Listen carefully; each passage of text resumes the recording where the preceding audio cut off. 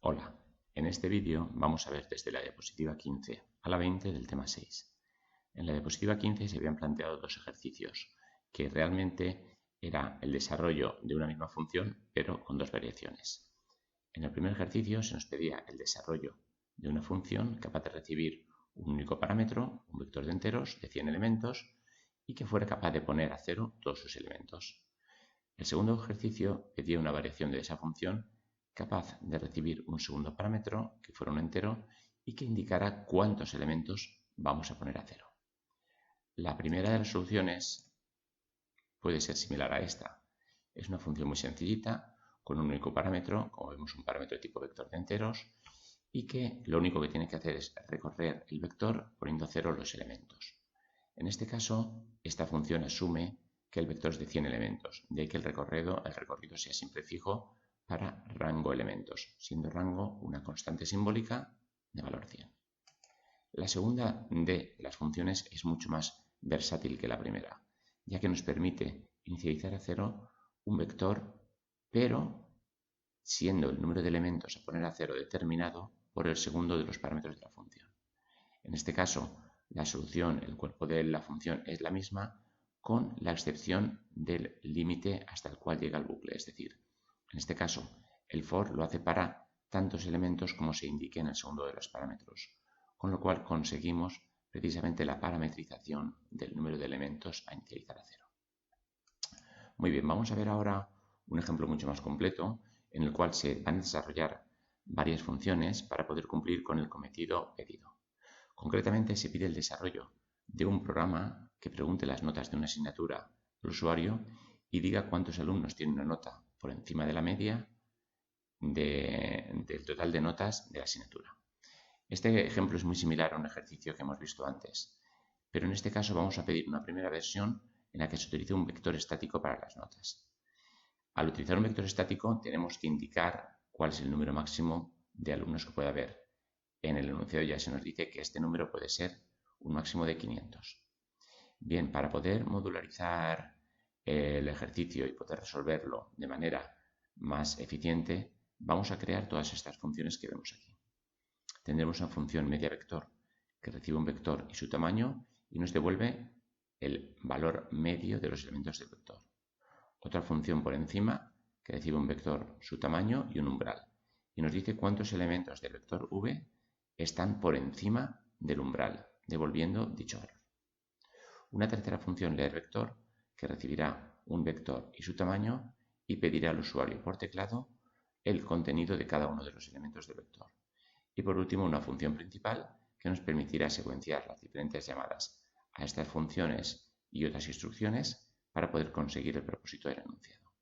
Vamos a ver función a función cómo podría ser su implementación. Bien, hay que destacar que tras añadir las librerías oportunas hemos declarado una constante simbólica maxAll que vale 500. Más adelante utilizaremos esta constante simbólica.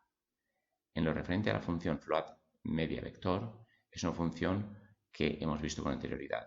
Simplemente recibe un vector y su tamaño y recorre dicho vector sumando en una variable media cada uno de los elementos. Como esta variable media la estamos incrementando, tiene que tener antes del bucle un valor definido. En este caso el valor que tiene que tener es 0, que es el que ponemos en su declaración. Al final la función tiene que devolver la media y lo hace devolviendo precisamente media partido longitud, puesto que el valor que tenemos en este punto es media, es el sumatorio de los elementos del vector. Muy bien, la función por encima podría tener una implementación similar a la que vemos aquí. En este caso se trataría igualmente de recorrer el vector, un vector cuyo tamaño viene determinado por el parámetro longitud, y elemento a elemento va comprobando si cada uno de los elementos es mayor que el umbral que se recibe como parámetro. En caso de serlo, va a aumentar en 1 el contador n, que es una variable entera que hemos puesto a 0 antes del for. Simplemente devolviendo n una vez se termina el bucle, esta función cumple con su cometido. La tercera de las funciones impedidas, la función leerVector, también tiene una implementación muy sencilla. Igualmente se trata de recorrer el vector pidiendo la nota del alumno al usuario. En este caso, para cada nota que pidamos, vamos a ir almacenándola en la posición correspondiente del vector v. La primera En la primera iteración la guardaremos en i con un valor de i para 0, en v de 0. La segunda para v de 1, v de 2 y así sucesivamente para todos los elementos del vector. Una vez implementadas estas tres funciones, es fácil unirlas en un main de manera que se cumpla el cometido pedido. Aquí vemos una posible implementación de esta función principal. Inicialmente cogemos y creamos el vector donde vamos a guardar todo y como no sabemos el número de alumnos que tenemos, el tamaño del vector lo establecemos al máximo posible. Esta constante valía 500. Luego únicamente utilizaremos un trozo del vector si el valor para el número de elementos es menor. Bien, declaramos otras variables y lo primero que hacemos es precisamente pedir el número de alumnos. Pedimos el número de alumnos y lo guardamos en la variable alumnos. De tal manera que cuando llamemos después a leer vector para pedir las notas, le pasamos el vector notas, pero no le pasamos aquí el tamaño de ese vector, no le pasamos maxal, sino que pasamos alumnos. Así si por ejemplo el número de alumnos fuera tan solo de 20, pasaremos notas y un 20, con lo cual el recorrido del vector lo hará hasta 20, vamos a ir al vector, lo hará hasta 20 y solamente pedirá 20 notas, que es lo que se necesita. Una vez hemos leído el vector, podemos calcular la media del vector, pero realmente no calculamos la media del vector, sino la media de tantos elementos del vector como pasemos en el segundo parámetro. Como pasamos precisamente el número de alumnos introducido por el usuario, la media se calcularía correctamente. Si fueran 20 los alumnos, como en el caso anterior, pues lo que haríamos sería devolver precisamente el total de los elementos, de los 20 primeros elementos, partido por 20, lo que sería la media para las 20 notas introducidas. De igual manera funcionaría la función por encima, a la que se le pasa también ese valor de alumnos, de tal manera que en n se nos guarde cuántas de estas 20 notas están por encima de la media. Hay que fijarse que al llamar a por encima, como valor umbral, le pasamos precisamente media. También podríamos haber hecho una función que en vez de decirnos cuántas están por encima de un umbral, nos dijera cuántos están por encima de la media. Hemos optado por esta implementación, ya que de esta manera nos puede servir para más casos la función por encima. Por ejemplo, podríamos decir cuántos alumnos tienen una nota superior a 5,5, por ejemplo. Podríamos llamar a por encima, pasando el vector de notas y el número de notas, y pasando aquí como valor 5,5. Y esta función sería igualmente útil. Bien, una vez hemos calculado la media y el total de notas por encima de la media, tan solo restaría mostrar por pantalla ambos valores y podríamos terminar el programa.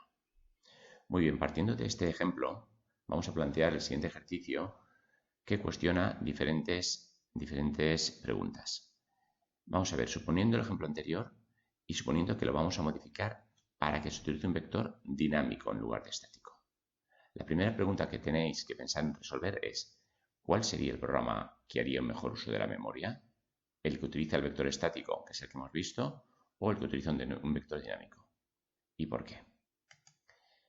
Bien, teniendo en cuenta que estas son las funciones que hemos implementado, la segunda parte del ejercicio nos va a pedir qué funciones habría que modificar para adaptar nuestro código a un vector dinámico y qué modificaciones habría que llevar a cabo para ello. Intentar resolver el ejercicio.